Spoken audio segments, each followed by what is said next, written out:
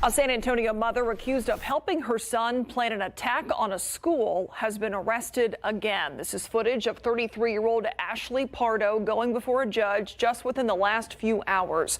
Pardo was taken into custody on a felony charge of abandoning or endangering a child with criminal negligence.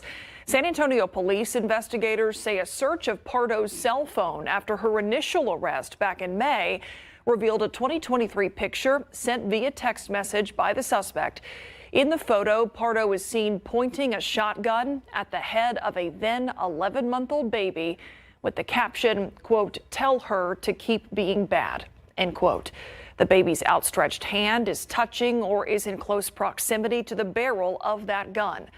Pardo's finger appears to be in the trigger guard of the shotgun, according to an arrest warrant. Bond has now been set at $45,000 on the new charge, and Pardo has been ordered to have no contact with her children. Pardo was arrested weeks ago for allegedly buying ammunition and tactical gear for her son for a planned mass attack at Rhodes Middle School. New at 5, 2 people found dead and another person with a gunshot wound inside of a Medina County home. Deputies there say that this man, 36-year-old Adam Hernandez, has been arrested and charged in connection to that shooting. Deputies got to the scene just after 12:30 a.m. on County Road 4636.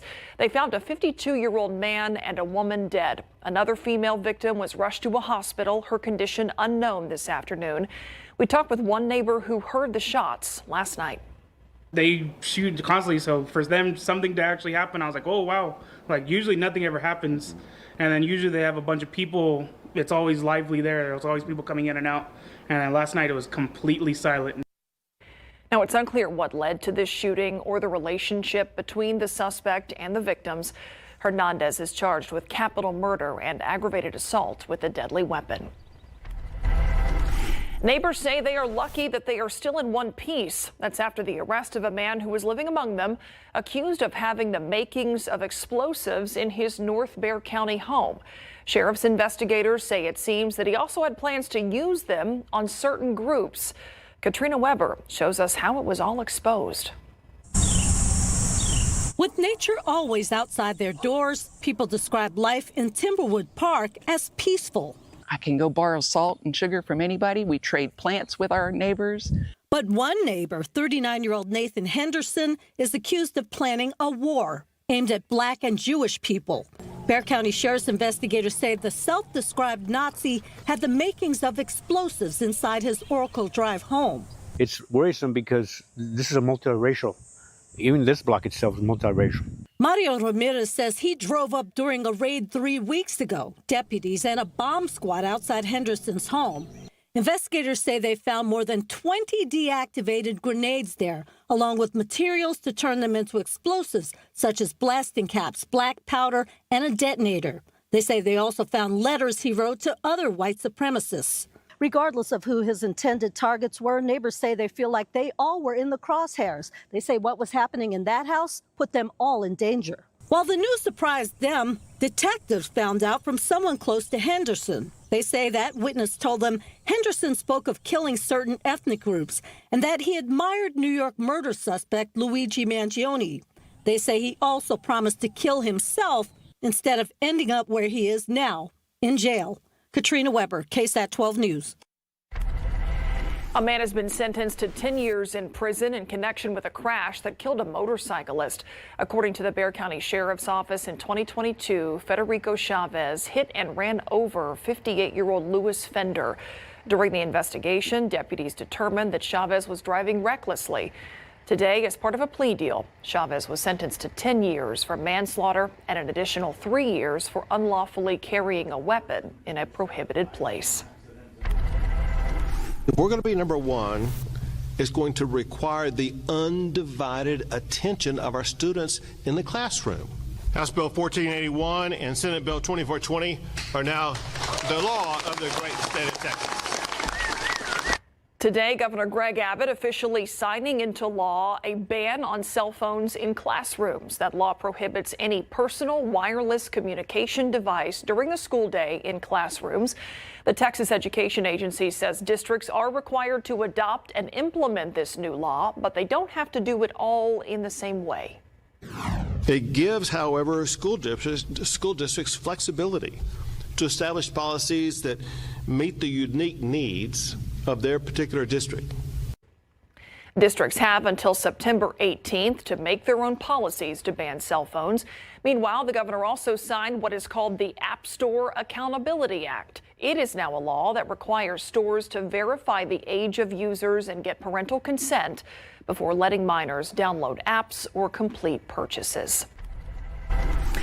A big loss in South Texas and beyond today. Legendary accordionist and conjunto musician Flaco Jimenez has died, leaving a powerful legacy. Jimenez won multiple Grammys and a Lifetime Achievement Award. His career includes being part of the Texas Tornadoes and working with artists like Bob Dylan and Dwight Yoakam. He's known for helping spread Tex-Mex and conjunto music abroad and is especially treasured right here as a son of San Antonio. He never had an ego. He was never vain. He could fill up a stadium in Europe and come back, and a week later he'd be playing at a cantina or a backyard barbecue with friends. Down to earth. Coming up today at 6 o'clock, we talk with fans and Jimenez's brother about the legacy he leaves behind. Had to pull up some of those tunes today on Spotify just to listen to them in the newsroom. Let's take a look outside right now at traffic. I-35 at Maine. You can see the upper levels really slow going in both directions. Those lanes on the far left side of your screen approaching I-10 there. A lot of construction in that area, but no major issues out there to make you aware of. Adam, we got a lot of heat on this Friday. Yeah, hey, we hit 100 again. Yay.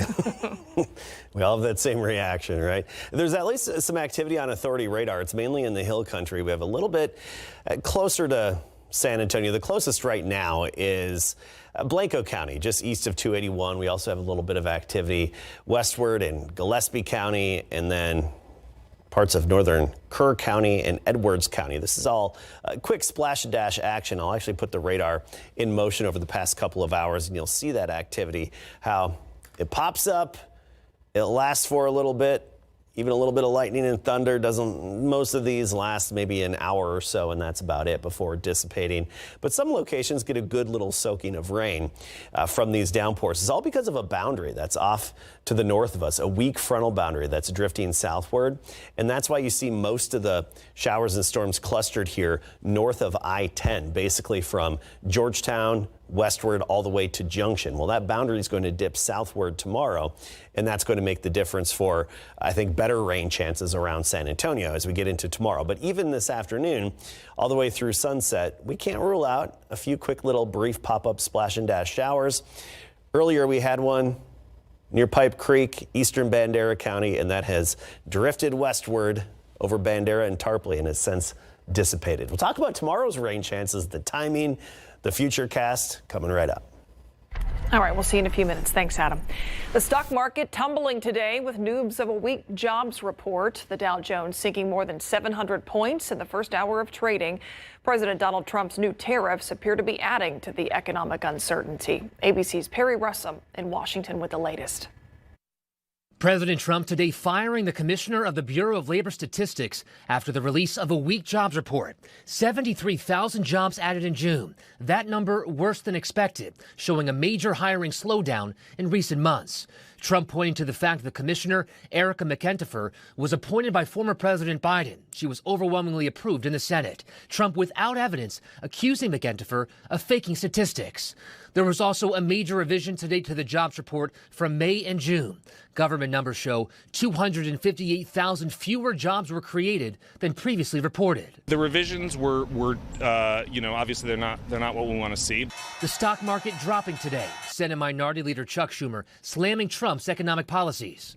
It is disturbing to say, but the chickens are coming home to roost on Donald Trump's destructive trade war, and the American people are paying the price. It comes on tariff deadline day for countries to make a deal with the United States. Trump signing a new executive order raising tariffs on nearly 70 countries. The tariffs go into effect next Thursday.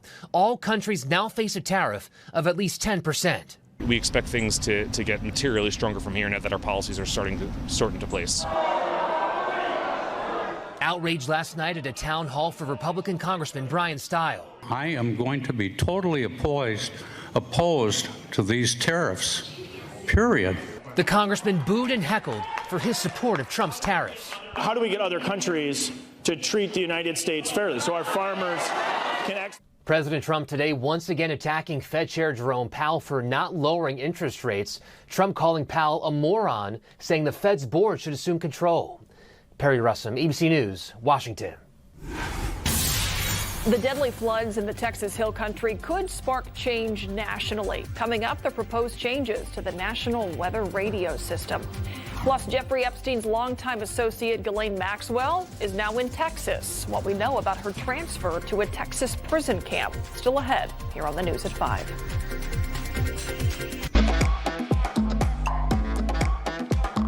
Do you have a favorite restaurant or a favorite hairstylist? SA Picks is back, and we want to know who you think are the top businesses in the city.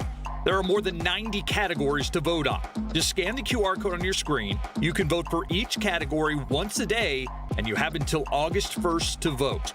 The finalists will be announced on August 19th, and then there'll be another round of voting from August 20th through September 12th to determine the big winners. We'll announce the winners in late September, so cast your vote now for your favorite business to be recognized as the best in San Antonio.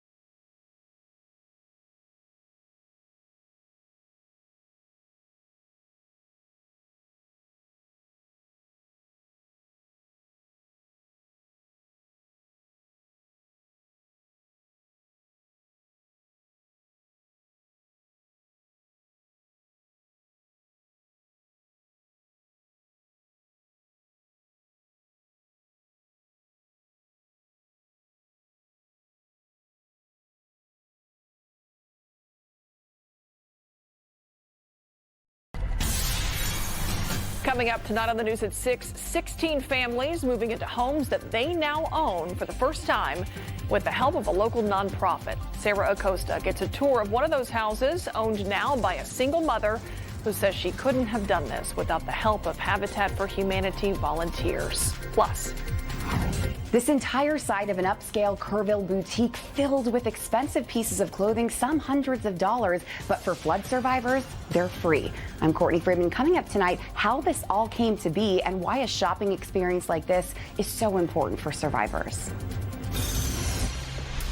New at 5, Jeffrey Epstein's ex-girlfriend, Ghislaine Maxwell, has now been moved to a federal prison camp here in Texas. Maxwell is a convicted sex trafficker and longtime associate of Epstein. Maxwell's attorneys are pressing the Supreme Court to overturn her conviction while appealing to Congress to push for a pardon so that she can, quote, testify open and honestly about Epstein. It's unclear why Maxwell was moved, but it comes during the ongoing controversy over the release of the Epstein files. The federal prison camp is located in Bryan, Texas. New at 5, Texas lawmakers have proposed 9 bills to increase safety at youth camps after the deadly flooding in the Hill Country.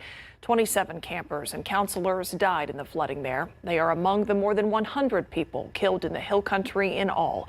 The proposed measures include having life jackets in every cabin, emergency drills, and better floodplain building rules. But the agenda is crowded for this special legislative session, so passing these bills by August 19th is unlikely. Some parents and camp leaders, though, say stronger safety rules can't come soon enough, promising heightened scrutiny of how camps protect kids, especially those near lakes and rivers. The Hill Country floods are also inspiring federal changes, at least the proposal of such changes. Senators Ted Cruz and Maria Cantwell are pushing to upgrade the National Weather Radio system. Their new bill aims to boost coverage and reliability, especially in flood-prone areas with poor cell service. The legislation includes standards for flash flood alerts to help local communities respond faster. Despite backing a spending bill earlier this month that cut some NOAA funds, Cruz says this new effort focuses on smart investments to keep people safer when disaster strikes. And don't forget our Together for Texas fundraiser. It is still going on. It is a partnership between KSAT, KPRC in Houston, our parent company Graham Media Group, and Gray Media to raise money to help flood victims. We've already surpassed $1 million, and we hope to keep it going. Just scan the QR code here on your screen. That will take you directly to our donation page. Every cent raised will go directly to on-the-ground efforts through the Salvation Army.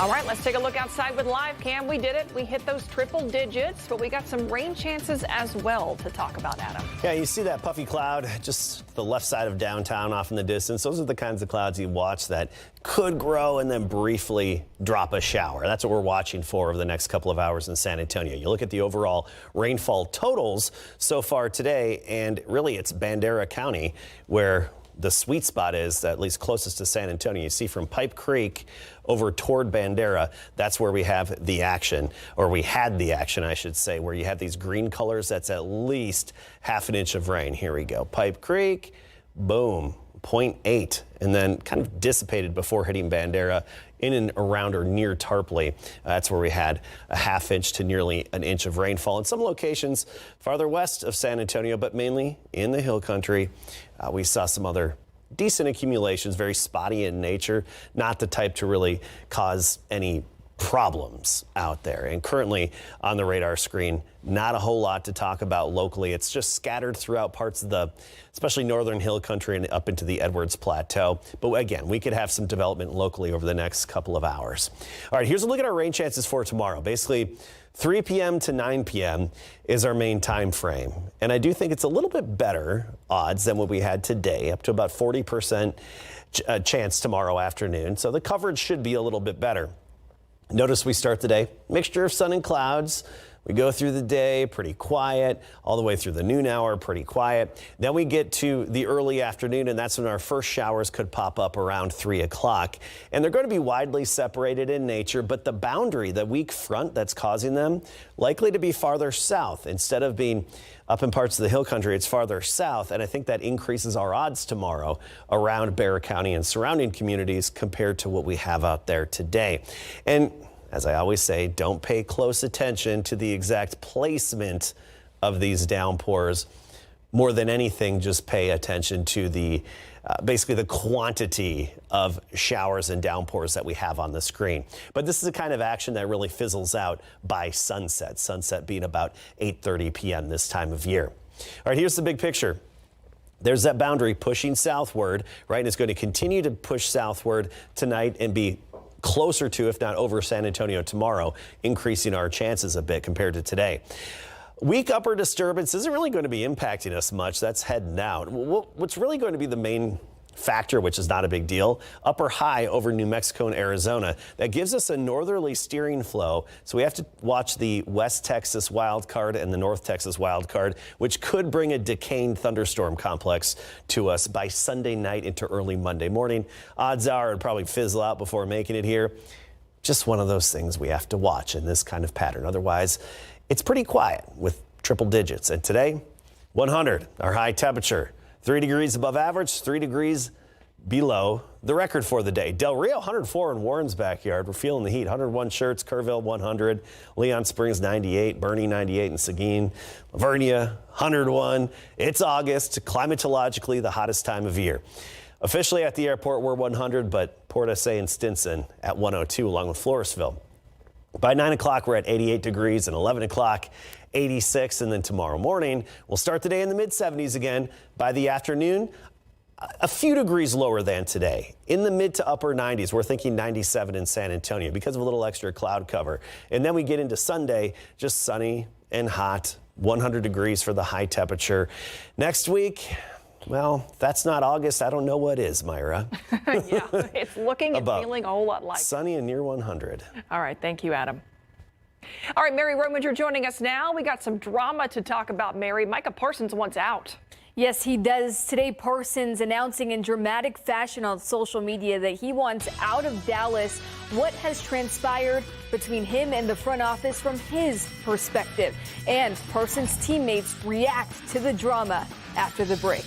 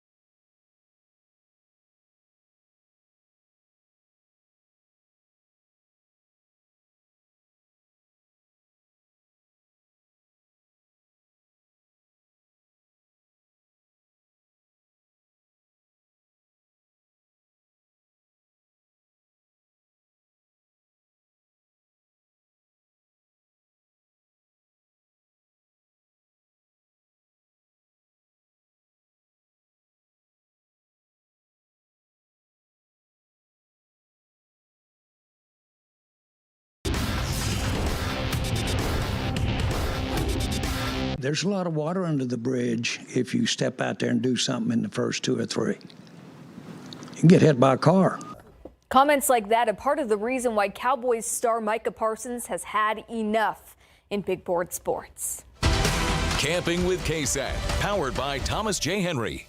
Micah Parsons used today's off day from training camp to make a big statement to the Jones family and the Cowboys organization this morning. Parsons, one of the league's most accomplished defensive ends in his first 4 seasons, taking it to social media to announce that he wants a trade, also sharing he's personally submitted a formal trade request to Stephen Jones. On the final year of his rookie deal, Parsons says he's been trying to work out a contract extension, but the Cowboys won't get back to he and his agent. Dallas does reserve the right to hold Parsons' rights through 2028 with the use of a franchise tag. However, that would become costly. Here's what Parsons claims has led to the trade request. Quote, I had my agent reach out to the Cowboys last offseason in hopes of getting a deal done early. Unfortunately, the team did not want to start negotiations at that point.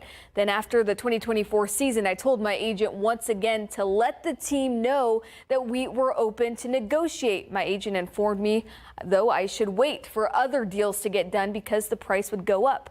However, Parsons didn't care. In March, I met with Mr. Jones to talk about leadership. The conversation turned into him talking contract with me. I engaged, but I at no point thought that was supposed to be a formal negotiation. I informed Mr. Jones afterward my agent would reach out thinking this would get things done, but my agent reached out. Jones said a deal was pretty much already done. My agent told him that wasn't the case. The team was radio silent. The silence has been a common theme, according to Parsons. And as this situation has unfolded, it's caught Parsons' teammates by surprise. I didn't know anything about that, to be honest with you. I don't have no comment about that. I mean, honestly, you know, I obviously want the best for the team. And Mike has been a great dude since I've been here, and I love watching him play when I was not on this team. So, you know, obviously, guys are going to do, you know, what's in their best interest. All right, more on this at 6. We'll be right back after the break.